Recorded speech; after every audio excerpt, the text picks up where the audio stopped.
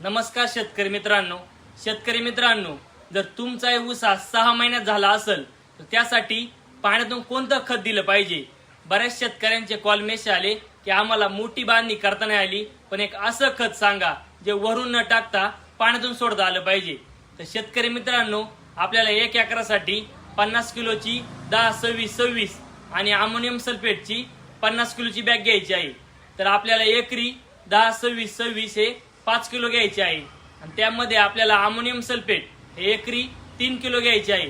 याचं एकत्र मिश्रण करा आणि ठिबक असेल नाहीतर पाट पाणी असेल याच्याद्वारे सोडून द्या।